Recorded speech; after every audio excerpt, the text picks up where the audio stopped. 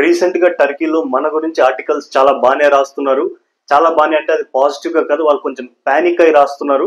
దీని గురించి Indian media పెద్దగా కవర్ చేయలేదు. బహుశా లాంగ్వేజ్ బ్యారియర్ అనుకుంటే, ఎందుకంటే మోస్ట్ ఆఫ్ ది ఆర్టికల్స్ వాళ్ళు వాళ్ళ టర్కిష్ లాంగ్వేజ్ లో రాశారు. నేను దాన్ని ట్రాన్స్లేట్ చేసి మీకు చూపిస్తాను. అసలు ఇన్ని ఆర్టికల్స్ ఎందుకు పబ్లిష్ చేస్తున్నారు, మన పైన ఎందుకు పానిక్ మోడ్ అనేది కంప్లీట్ గా ఈ వీడియోలో మనం పూర్తిగా డిస్కస్ చేద్దాము. So let's get started. Turkish media Indian missiles గురించి కాన్స్టెంట్ గా ఆర్టికల్స్ రాస్తున్నారు. వాళ్ళు రాస్తుంది ఏంటంటే ఇండియన్ మిసైల్స్ మనపై అంటే టర్కీ పై వాడచ్చు, యూజ్ చేయొచ్చు, అది కూడా ముఖ్యంగా గ్రీస్ అనే కంట్రీ వాడచ్చు మన పైన అని వాళ్ళు కొంచెం పానిక్ మోడ్ లో ఆర్టికల్స్ పై ఆర్టికల్స్ రకరకాలుగా వాళ్ళు రాస్తూనే ఉన్నారు. రీజన్ ఏంటి ఇలాంటి ఆర్టికల్స్ రాయడానికి టర్కిష్ మీడియాలో అంటే, రీసెంట్ గా గ్రీస్ మీడియా ఒక ఆర్టికల్ పబ్లిష్ చేసింది. అదేంటంటే Turkish media reacts to Greece possible acquisition of India's LRLACM missiles. LR అంటే లాంగ్ రేంజ్ మిసైల్స్. ఇవి అక్విజిషన్ అక్వైర్ చేయొచ్చు గ్రీస్ అని టర్కిష్ మీడియా అంటుంది. అండ్ ఆ మిసైల్స్ యూజ్ చేయొచ్చు టర్కీపై టార్గెట్ చేయడానికి అని వాళ్ళు అంటున్నారు. ఇంకా అలాంటి డీల్ ఏమి Indian government and grace government మధ్య అఫీషియల్ గా జరగలేదు. కానీ ఏదైతే నెగోసియేషన్స్ డీల్స్ అయితే మాత్రం జరుగుతున్నాయి. ఎప్పుడైనా కానీ ఆ డీల్ ఫైనలైజ్ అవ్వచ్చు. ఆ టెన్షన్ టర్కిష్ మీడియాలో క్లియర్ గా కనిపిస్తుంది. సింపుల్ గా టర్కీ భయం ఏమంటే, గ్రీస్ కి మనం ఒక long range missile like 1000 kilometres range ఉండే ఒక లాంగ్ రేంజ్ మిసైల్ కనుక, మనం క్రూజ్ మిసైల్ కనుక గ్రీస్ కి అమ్మితే కనుక అది ఖచ్చితంగా గ్రీస్ వాడితే ఫ్యూచర్ లో అది టర్కీ పైయే వాడుతుంది కానీ వాళ్ళ క్లియర్ భయం టర్కీది. ఫస్ట్ టైం చూస్తున్నాను నేను టర్కిష్ మీడియా ఇంతలా ఇండియన్ మిసైల్స్ గురించి పానిక్ అవడం, భయపడ్డం. వాళ్ళు ఆర్టికల్స్ లో ఏం రాస్తున్నారంటే, is Turkey the target, India offers cruise missile of 1000 kilometres range to Greece అని ఇది వాళ్ళ ఆర్టికల్ రాస్తున్నారు. అంటే cruise missile of 1000 kilometre range to Aegean. Aegean అంటే అసలు మీరు ఈ పదం ఏజియన్ అనేది గుర్తుపెట్టుకోండి.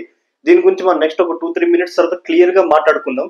ఒక నాటో కంట్రీ అంటే టర్కీ, ఒక నాటో కంట్రీ మన ఇండియన్ మిసైల్స్ చూసి ఇంతలా వణుకుతున్నాయి అంటే దానికి reason very simple. Operation Sindoor లో మన మిసైల్స్ సృష్టించిన విధ్వంసం ఏదైతే పాకిస్తాన్ లో ఉందో అది ఆల్మోస్ట్ చాలా వరకు కంట్రీస్ అది అబ్జర్వ్ చేసాయి. ఈవెన్ టర్కీ కూడా అబ్జర్వ్ చేసింది.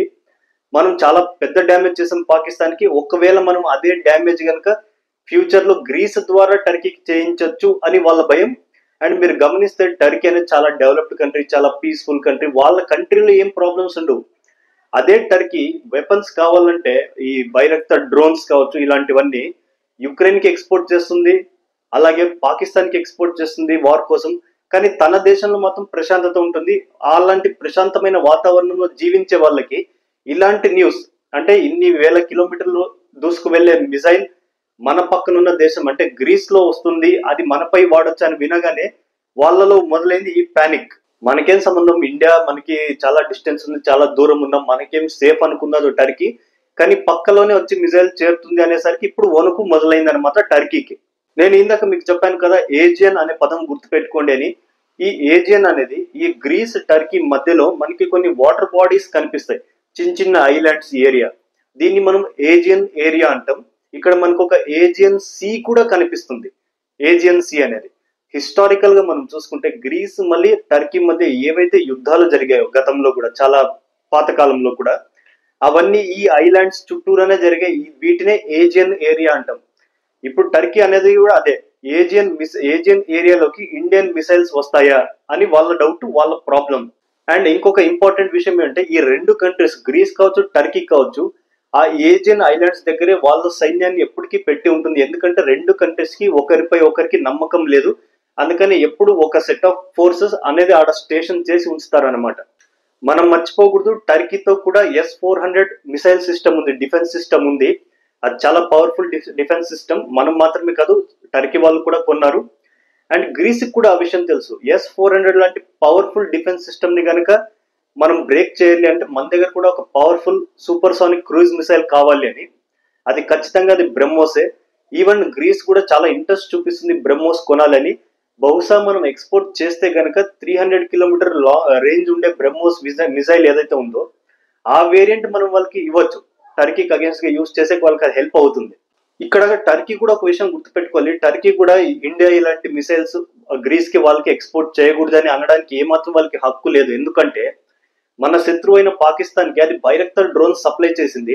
ఆ డ్రోన్స్ యూజ్ చేసి వాళ్ళు పాకిస్తాన్ వాళ్ళు మన దేశంలో అమాయకమైన సివిలియన్స్ పై వాడడానికి ట్రై చేశారు. అఫ్ కోర్స్ మనం ఆపాం, బట్ వాళ్ళు ట్రై చేశారు. అలాంటప్పుడు మనం ఎందుకు గ్రీస్కి ఇవ్వకూడదు మిసైల్స్? మనం కూడా ఇవ్వచ్చు. అసలు ఇందులో టర్కీ అభ్యంతరం చెప్పాలనే ఒక కాన్సెప్ట్ కూడా ఏమీ లేదు. ఈవెన్ గ్రీస్ ఈ ఆకాష్ ఎయిర్ డిఫెన్స్ సిస్టమ్ పై కూడా ఇంట్రెస్ట్ చూపిస్తుంది. మరి చూడాలి ఇండియన్ గవర్నమెంట్ ఏం డిసైడ్ చేశారు, ఆకాష్ మిసైల్ సిస్టమ్ ఇవ్వాలని, లేదా అది ఎల్ఆర్ ఏదైతే మనం లాంగ్ రేంజ్ మిసైల్ సిస్టమ్ గురించి మాట్లాడుకున్నామో అది ఇవ్వాలనుకునిందా, లేదా బ్రహ్మోస్, ఏది ఫిక్స్ అవుతాయి? ఒక రకంగా చూసుకుంటే ఎకనామికల్ గా ఇలా ఎక్స్పోర్ట్ చేస్తుంటే మన డిఫెన్స్ ఎక్స్పోర్ట్స్ కూడా పెరుగుతూ ఉంటాయి, మనం కూడా మార్కెట్ క్యాప్చర్ చేయొచ్చు. అఫ్ కోర్స్ అమెరికా డామినేషన్ ఉంది, అమెరికా తర్వాత రష్యా ఈ డిఫెన్స్ ఎక్విప్మెంట్స్ ఎక్స్పోర్ట్ చేయడంలో. కానీ మనం కూడా మెల్లిగా ఒక ఎక్స్పోర్ట్ ప్లేయర్ గా మనం కూడా మారుతున్నాం. ఇలాంటివన్నీ ఇన్సిడెంట్స్ ని మనం క్యాష్ చేయడం చాలా ఇంపార్టెంట్. మనం కూడా ఫారిన్ ఎక్స్చేంజ్ రిజర్వ్ కూడా ఎర్న్ చేసుకోవచ్చు. అండ్ అది కాకుండా ఫారిన్ ఎక్స్చేంజ్ రిజర్వ్ కాదు, ఫారిన్ కరెన్సీ అంటే డాలర్స్ సంపాదించవచ్చు ఇలా ఎక్స్పోర్ట్ చేసి. అది మన ఎకనామిక్ కూడా ఉపయోగం. అట్ ద సేమ్ టైం మనం కూడా మన ఏలియన్ కంట్రీస్ కి మనం కూడా కౌంటర్ ఇవ్వచ్చు. మనం రీసెంట్ గా ఇదే ఛానల్ ఒక టాపిక్ గురించి డిస్కస్ చేసాం. అదేమంటే పిఎం మోదీ గారు సైప్రస్ కి వెళ్ళడం. అవన్నీ నేను మీకు మన ఛానల్లోనే అప్లోడ్ చేసి ఉంచాను, చూడండి మీరు ఆ వీడియోస్ చూడకపోతే. మీరు రీసెంట్ గా పిఎం మోదీ గారి ఫుట్ ప్రింట్స్ గమనించండి.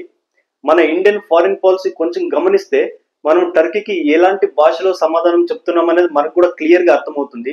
లైక్ నేను ఎక్స్ప్లెయిన్ చేస్తాను సింపుల్ గా. మనం సైప్రస్ కి వెళ్ళాము, అది టర్కీకి అగేన్స్ట్, మనం వాళ్ళకి వెపన్స్ ఇవ్వచ్చు అనే డిస్కషన్స్ జరుగుతున్నాయి. ఎప్పుడైనా కానీ డెసిషన్ ఫైనల్ అవ్వచ్చు. మనం అర్మేనియాకి కూడా సప్లై చేస్తున్నాం వెపన్స్. అర్మేనియా కూడా టర్కీకి దగ్గరలోనే ఉంది. సైప్రస్ ఉంది, అర్మేనియా ఉంది, ఇప్పుడు మళ్ళీ లేటెస్ట్ గా గ్రీస్. ఇవన్నీ యాంటీ టర్కీ కంట్రీస్ అన్నమాట. ఎలాగైతే టర్కీ మన శత్రువుకి వెపన్స్ ఇస్తుందో మనం కూడా టర్కీ శత్రువుకి వెపన్స్ ఇస్తున్నాం, ఇచ్చే డీల్స్ జరుగుతున్నాయి. అంటే దీని నథింగ్ బట్ వెరీ సింపుల్.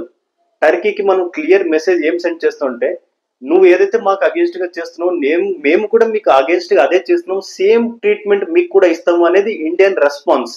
ఇలాంటి టాపిక్స్ పై నా నుంచి మీకు రెగ్యులర్ గా వీడియోస్ వస్తూ ఉంటాయి. మీరు ఛానల్ సబ్స్క్రైబ్ చేయండి, అలాగే నోటిఫికేషన్ బెల్ ఐకాన్ ప్రెస్ చేసి ఉంచండి. Thank you.